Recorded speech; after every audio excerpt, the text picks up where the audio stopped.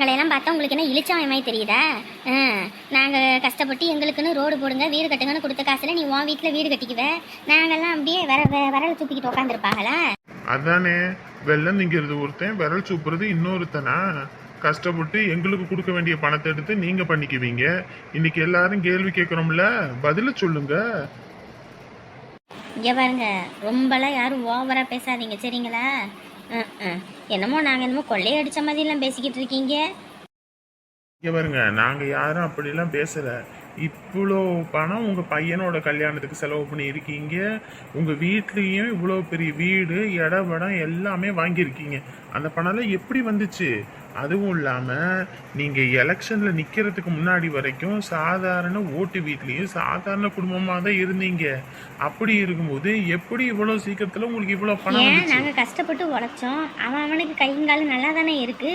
வேணும்னா அவன் உழைச்சி எல்லாம் பண்ண வேண்டிதானே. உங்களுக்கு உழைக்கிறதுக்கு தரமில்லைன்னா அதுக்கு நாங்க என்ன பண்ண முடியும்? இதுக்கு என் பையன் 1 லட்சம் சம்பாரிச்சா, அப்படி இவரு இந்த ஊர் தலைவரா இருந்து அவரும் 1 லட்சம் சம்பாரிச்சாரு. அதுல நாங்க எல்லாமே வாங்கி போட்டோம். எல்லாரும் வயிற்றுச்சல் பிடிச்சில கிடக்குறீங்க. அது சரி, அதெல்லாம் விடுங்க. இப்போ ஓட்டுக்கு 2000 கொடுத்தீங்களே, ஊர்ல மொத்தமா சேர்த்தாலே ஒரு 3000 ஓட்டுக்கு 60 லட்சம் ரூபாய் பக்கம் நீங்க செலவு பண்ணியிருக்கீங்க. அந்த காசெல்லாம் எப்படி வந்துச்சு? ஐயோ, தங்கத்துக்கு இந்த விஷயமே தெரியாது. இவன் இப்படி போட்டு உடைச்சிட்டானே. என்னது இப்போ ஓட்டுக்கு 2000 கொடுத்தம்மா? ஏன் கனவுல எதுவும் கண்டீங்களோ? ஏன் இத்தனை வருஷம் கோமலகிது இருந்தீங்களா? 2000 கொடுக்கறதுக்கு நாங்கள் என்ன வீட்லேயே அச்சடிச்சு வச்சு உக்காந்துருக்குறோம். 2000 60 லட்சத்துக்கு நாங்கள் எங்கே போகிறது சொல்லுங்க பார்ப்போம். இங்க பாருங்க, எல்லாரும் 2000 வாங்கத்தான் செஞ்சோம். சரி, எல்லாரும் 2000 வாங்கினேன்னு சொல்றீங்களே, அப்ப ஏன் ஓட்டு போடல? கை நீட்டி காசு வாங்கியிருக்கீங்கல்ல, அப்போ ஓட்டு போட்டிருக்க வேண்டியதானே? ஏன் போடல? ஏன் கொடுத்துருந்தா தானே போட முடியும்? ஏன் கொடுக்கல? ஏன் உங்க வீட்டுக்காரனா ஒவ்வொரு வீட்டுக்காரவா உங்க வீட்டுக்காரும் உங்க பையனும் சேர்ந்து கொடுத்தாங்க. அது மட்டுமா, ஏன் நீங்களும் சேர்ந்து தானே வீட்டுக்கு வீடு ஒவ்வொரு வீட்டுக்கும் ஒவ்வொரு ஓட்டுக்கும் போய் பாத்திரம் கொடுத்தீங்க கதவு தட்டி? ஏன் ராத்திரியா கொடுத்ததெல்லாம் மறந்துருச்சோ? ஏன் நீங்க எதுவும் கோமால இருந்தீங்களா? இங்க பாரு வெள்ளசாமி, ஒரு காலத்துல என் வீட்டு சோத்தை தின்றுக்க மறந்துடாத. ஆமா ஆமா, உன் வீட்டு சோறை திங்கிறாங்க. எங்களுக்கு வேற வேலை பொழப்புல பாரு. எங்களோட வரி பணத்தை எடுத்து எங்களுக்கே செலவு பண்றது ஒரு பெரிய விஷயம். எங்க அம்மா அப்பயே சொல்லும், ரோட்ல எவனாவது விழுந்து கிடந்தா தூக்காதடி, மாடு கிடந்தா தூக்கணும், மனுஷ கிடந்தா கண்டுக்காம போயிடணும்னு. அது சரியா போச்சு. நாங்கள் நல்லா இருக்கும்போது என் புருஷனை தலைவருன்னு கூட கும்பிடு போட்டுக்கிட்டு தெரிஞ்ச, என்னைய பார்த்தா கூட பயந்து நடுங்கிக்கிட்டு தெரிஞ்சிங்க. இன்னைக்கு கொஞ்சம் நிலமை சரியில்லைன்னு எங்களோடதுலேருந்து கொஞ்சம் இறங்கி வந்துட்டோன்னோனையும் எங்களை எவ்வளோ கேவலமாக பேசுகிறீங்க. இங்கே பாருங்க, இப்போ வேணாலும் தோத்துருக்கலாம். இந்த வெற்றி ஒன்றும் உனக்கு நிரந்தரம் கிடையாது.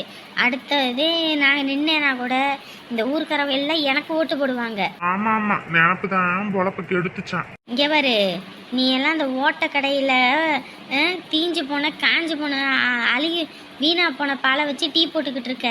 நாங்கள் நினச்சிருந்தோன்னு வையி, நீ அந்த கடையே வச்சிருக்க முடியாது. மறந்துட்டியா அதெல்லாம்? என் புருஷன் எலெக்ஷன் டைம்லேயும் இப்போ 4 பேர் வரும்போதும் போகும்போதும் உன் கடையில் டீ குடிங்கன்னு சொல்லி உன் கடையை வளர்த்து விட்டதுக்கு நீ காட்டுற நன்றி விசுவாசமா? எப்படியெல்லாம் இருக்கீங்க? இவ்வளோ கேவலமானவனா? உங்களுக்கு தேவைக்குன்னா இந்த அழகு சுந்தரம் வேணும், உங்கள் தேவை முடிஞ்சதுன்னா இந்த அழகு சுந்தரத்தை தூக்கி வீசிடுவீங்க. அப்பயே இந்த ஆளுக்கிட்ட அத்தனை தடவை சொன்னேன், ஊரில் உள்ளவனெல்லாம் வீட்டுக்கு கூட்டிகிட்டு வராத சொன்னதை கேட்டானா? வரவங்க போகிறவங்க எல்லாத்துக்கும் ஆக்கி போடுன்னு சொல்லி போட்டையே நம்ம வீட்டு சோத்தை உப்பியும் தின்னுபிட்டு இன்றைக்கி எப்படி பேசுகிறாங்கன்னு பார்த்தீங்களா? கொஞ்சமாவது தின்ற சோத்துக்கு கொஞ்சமாவது இதாக இருங்கடா. இப்படி வாய் இருக்குன்றதுக்காக இப்படியெல்லாம் பேசாதீங்க. நாக்கு நரம்பு இல்லாத நாக்கு நாலாபுறமும் பேசுன்னு சொல்லுவாங்க. அது உங்கள் விஷயத்தில் சரியாக இருக்குது. இவ்வளோ கேவலமானவனுங்களாடா நீங்கள்? எத்தனை நாள் என் வீட்டில் வந்துட்டு கால் கடுக்க நின்று இவர்கிட்ட பேசி இவர்கிட்ட ஒரு காரியம் ஆகணுன்ட்டு வந்து நிற்பீங்க. அதெல்லாம் எப்படி மறந்துட்டீங்க இவ்வளோ சீக்கிரமா? நீங்களாம் என்னதான் ஜென்மங்கனே தெரியல. என்னம்மா நீ பாட்டுக்கு வாய்க்கு வந்தபடியெல்லாம் பேசிக்கிட்டு இருக்க? ஊர் தலைவர் இருக்காரு, என்னமோ உன் புருஷன் மறுபடியும் ஊர் தலைவர்ன்ற மாதிரி ஊரில் உள்ளவங்களெல்லாம் அதிகாரம் பண்ணிக்கிட்டு தெரியற. உன் புருஷன் ஊர் பணத்தெல்லாம் கொள்ளையடிச்சிருக்கான். அதனால் அதுக்குண்டானதை கேள்வி கேட்டால் நீ இப்படியெல்லாம் பேசுவியா? கையாடல் பண்ண உன் புருஷனே வாய் திறக்காம இருக்கான், நீ என்னமோ பெரிய இது மாதிரி பேசிக்கிட்டு இருக்க. ஐயா தலைவரே, இது அப்பயே எங்களையெல்லாம் அடிமை மாதிரியாக நடத்துவா. இவளையெல்லாம் விசாரிக்கிற விதத்தில் விசாரிச்சா உண்மை தன்னைப்பால வரும். இங்கே வச்சு விசாரிக்கிறத விட போலீஸ் ஸ்டேஷனில் கூட்டிகிட்டு போய் உள்ளே வச்சு லாடம் கட்டுங்க, உண்மை தன்னைப்பால வரும். ஊராமணத்தை எடுத்து இவங்க வீடு கட்டுவாளுங்க, ஒரு பிள்ளைக்கு ஊரே மெச்ச கறி விருந்து போடுவாளுங்க, எல்லாம் பண்ணுவாளுங்க. நாங்கள் விரல் சுற்றிக்கிட்டு இருக்கணும். அதான் சரி, போலீஸில் கூட்டிகிட்டு போய் வைப்போம். உள்ளே வச்சு லாடம் கட்டினா தான் சரிப்பட்டு வரும். என்ன வெள்ளசாமி நீயே இப்படி பேசுகிற? அப்புறம் இத்தனை வருஷம் உன் கூட இருந்தோமே, ஒரு நாளாவது இப்படி கையாளர் பண்ணுறன்ற விஷயம் தெரிஞ்சுதாயா எங்களுக்கு? இவ்வளோ தூரம் ஏமாத்திருக்கியே, நீ எல்லாம் மனுஷனா? ஓஹோ, உனக்கு காசு கொடுக்கலன்னு வருத்தமோ? இங்கே வரு, இப்படியெல்லாம் பேசிக்கிட்டு இருந்தான்னு வையி, எல்லாரும் கல்லை கொண்டு தக்காளியை கொண்டு அடிச்சு அப்புறம் என்ன பண்ணுவோன்னு தெரியாது. பண்ணுறதெல்லாம் தில்லாலங்கடி வேலை, வாய்க்குள்ளேயும் வக்கனையா பேசுறியா? தலைவரே, போலீஸுக்கு ஃபோன் போடுங்க, இவளையெல்லாம் உள்ளே தூக்கி வச்சு லாடம் கட்டுங்க. பெரிய இவன் மனசில் நினப்பு, புருஷனை பொண்டாட்டி உள்ளே வச்சு அடித்தா தன்னைப்பால நம்ம பணமெல்லாம் வெளியே வரப்போகுது. எதுக்கு இவங்ககிட்ட கெஞ்சிக்கிட்டு கிடக்குறீங்க? இந்த சிரிக்கி மாவன் வீட்டில் ஒரு தங்குறாள, வீட்டை விட்டு வந்தது இதுக்கு தான். இப்படியே ஊரை சுத்தணுமே, அங்கே இருந்தால் ஊரை சுத்த முடியலையே, அதனால தான் இவ சண்டை போட்டுக்கிட்டு வந்தது.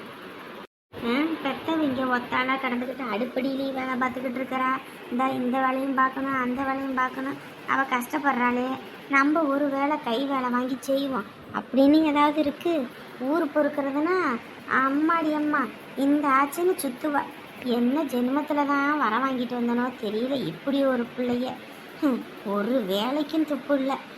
வீட்டு வேலை தான் ஆகலைன்னா ஒரு வெளி வேலையாவது செய்யணும், எந்த வேலைக்கும் துப்பு இல்லை. இதெல்லாம் என்ன ஜென்மமோ, நம்ம காலம் ஓடி போச்சு. இனி இவளுக்கு வர காலமெல்லாம் எப்படி இருக்குன்னு தெரியல. இதில் வேற புள்ள வேற, இனி அந்த புள்ள பிறந்தா அதை எப்படி பார்ப்பாள இவெல்லாம்? அங்கே அவங்க சம்மதியை போலீஸில் வைக்கிற அளவுக்கு போய்கிட்டு இருக்கு. இவங்க என்ன இங்கே விரவு உடச்சிக்கிட்டு இருக்காங்க. இந்தா அத்தை, அட வாட்சி முருன்னு வா வா, இப்போ தான் உனக்கு இந்த அத்தை வீடு வழி தெரிஞ்சுதோ? இல்லைத்த, வேலை, அதனால தான் எங்கிட்டும் போக முடியல, வர முடியல. எப்படி இருக்கீங்க? நான் எப்படி இருக்கேன், நடுத்தருவில் போய் பிச்சை மட்டும்தான் எடுக்கலை.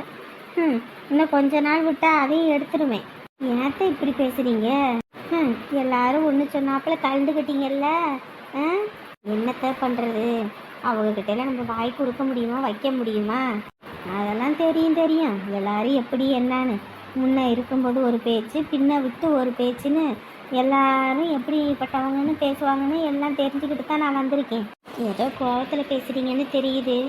சரி, அதெல்லாம் விடுங்க. அங்கே உங்கள் சம்மந்தியை போலீஸில் பிடிச்சி வைக்கிற அளவுக்கு பஞ்சாயத்து நடந்துக்கிட்டு இருக்கு. நீங்கள் என்ன எதையும் கண்டுக்காத மாதிரி, யாருக்கும் எவருக்கும் மாதிரி இங்கே விர ஒடிச்சிக்கிட்டு இருக்கீங்க? என்னது போலீஸில் பிடிச்சி வைக்கிற அளவுக்கா? என்னத்தை சொல்லிக்கிட்டு இருக்க? என்ன நடக்குதுன்னே தெரியாதா ஊருக்குள்ள? நமக்கு என்னத்தை தெரியும்? நமக்கு இந்த அடுப்பு சமைக்கிறதுக்கு விரவு இல்லை, கேஸ் முடிஞ்சு போச்சு. இந்த விரவு உடச்சி வச்சா தான் இனி ஒரு வாரத்துக்கு ஓட்ட முடியும். இனி கேஸ் வாங்கிறதுக்கு காசு வேணும். அதுக்கே என்ன பண்ணுறதுன்னு தெரியல. இதில் எங்கே போய் நான் அடுத்த வீட்டு பிரச்சனையை பார்க்கறது? அடுத்த வீடா? உங்கள் சம்மந்தி வீடுன்றேன். யாரை சொல்கிற நீ? அந்த தங்கம் அழகு அவரு தான். நீ ஏதோ கனவு கண்டு வந்து இங்கே குழம்பிக்கிட்டு இருக்காத.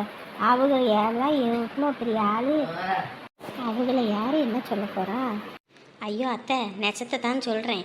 தங்கமும் அவங்க வீட்டுக்காரும் நம்ம ஊருக்குன்னு மேலே இடத்துல இருந்து கொடுத்த பணத்தை எடுத்து அவங்க வீட்டுக்குன்னு எல்லாம் பதுக்கி வச்சுட்டாங்கன்னு சொல்லி அவங்கள பஞ்சாயத்தில் கூட்டி பெரும் பிரச்சனை நடந்துக்கிட்டு இருக்காங்க. ஓஹோ, சரி. என்னத்த ஓஹோ சரின்றீங்க? போய் ஒருட்டு என்ன எதுன்னு பார்க்கறது இல்லையா? என் பிள்ளையே அங்கே வாழலை, அவளுக்கு எப்படி போனால் என்ன? என் பிள்ளையே வாழ விடாமல் அடிச்சுவிட்டா, அப்புறம் அவள் வீட்டில் நிம்மதியாக இருப்பாங்களா? வீட்டுக்கு வந்த மருமகளை நல்லா பார்த்துக்கிட்டா தானே கடவுள் அவளுகளுக்கு கூலி கொடுக்கும். வீட்டுக்கு வந்த மருமகளை பிடுங்கி எடுத்தால் அப்புறம் அப்படித்தான் இருக்கும். அது இப்போ தான் ஆரம்பம், இனிமே தான் இருக்குது அந்த குடும்பத்துக்கு. என் பிள்ளைய வாழ விடாமல் அடித்ததுக்கு ஒவ்வொரு நாளும் அனுபவிப்பாங்க.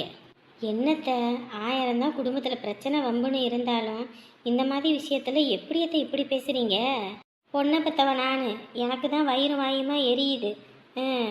என் குடும்பத்தில் என் பிள்ளைங்களுக்கு கூட கொடுக்காம இந்த வீடு நிலத்தை எல்லாத்தையும் விற்று என் பிள்ளைக்கு எல்லாம் கல்யாணத்தை பண்ணி கொடுத்து இன்றைக்கி வாழா வெட்டியாக வந்து உக்காந்துருக்குறா. அப்புறம் வயிற்றுச்சல் இல்லாமையாக இருக்கும். அனுபவிப்பாங்க, நல்லா அனுபவிப்பாங்க. நான் ஒவ்வொரு நாளும் சிந்துற கண்ணீருக்கு அவன் வீட்டில் ஒவ்வொரு நாளும் விழுகும். இவங்ககிட்ட வந்து சொன்னேன் பாரு, என் புத்தியை நான் தான் போய் எதையாவது அடிச்சுக்கணும். அடியே தங்கம், கொஞ்ச நஞ்சம் ஆட்டமாடி ஆடுன. கடவுள் இருக்காண்டி, இருக்கான். உனக்கு இருக்குது, இதுக்கப்புறம் தாண்டி ஆரம்பமே. நாளைக்கு நல்ல நாளாக இருக்குது, இங்கே பால் காய்ச்சி இங்கே இருங்க சரிங்களா? சும்மா அந்த லேடிக்கிட்ட போயிட்டு கஷ்டப்பட்டுக்கிட்டு கிடக்காம. இல்லைக்கா, எங்களால் உங்களுக்கு சிரமம் தான் போங்க. இதில் என்னத்த சிரமம் இருக்குது? இனிமேன்னு சொல்ல போனா உனக்கு நான் எவ்வளவோ பாவம் பண்ணியிருக்கேன் அமுதா. கொஞ்சம் நெஞ்ச பாவமா?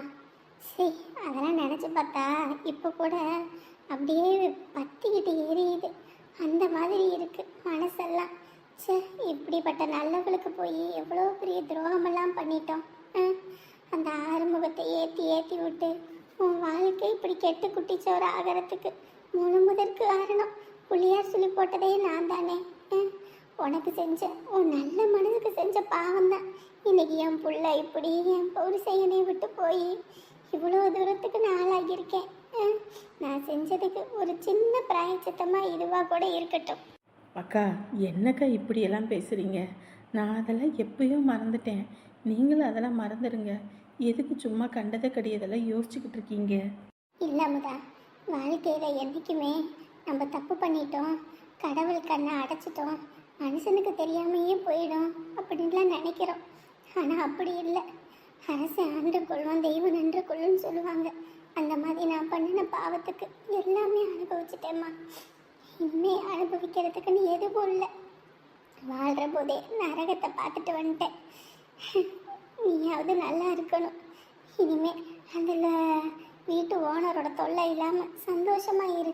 உங்களுக்கு முடிஞ்சால் வாடகை கொடுங்க, அப்படி இல்லையா காலம் முழுக்க இங்கே இருங்க சரிங்களா? நான் உங்களை யாரும் எதையும் சொல்ல போகிறதில்ல. அக்கா, இது சாதாரண உதவியே கிடையாது.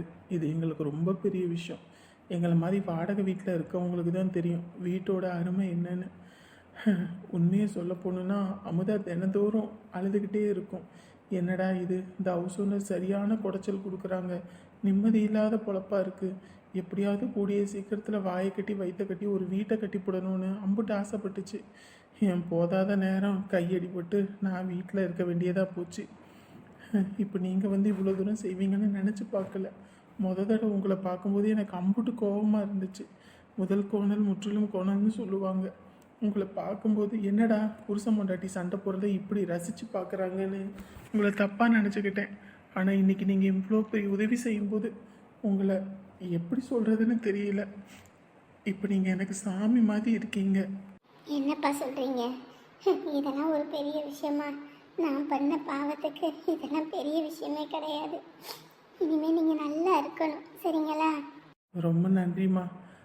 நானும் ஒரு வயசு வரைக்குமாவது சொந்த வீடு கட்டி போடணுன்னு அம்புட்டு ஆசைப்பட்டேன். என் வயசு 65-70 ஆக போகுது. இன்ன வரைக்கும் சொந்த வீடுன்றது கனவாகவே போச்சு. காலம் முழுக்க வாடகை வீட்டிலே செத்து போயிடுவோன்னு நினச்சேம்மா. எப்படியோ இனிமேலாவது என் பிள்ளைங்களுக்கு ஒரு சொந்த வீடு கட்டி அதுங்களும் நல்லா இருக்கணும். அதுதான் என்னோட ஆசையே. அதுக்கு தான் ஏதாவது ஒன்று ஏற்பாடு பண்ணுவேன்.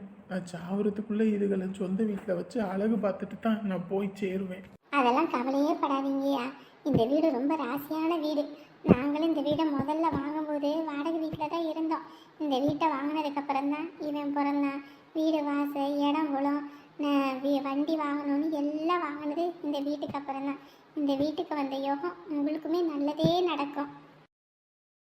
என்ன என் பேராண்டி தூங்கிட்டே கிடக்குது?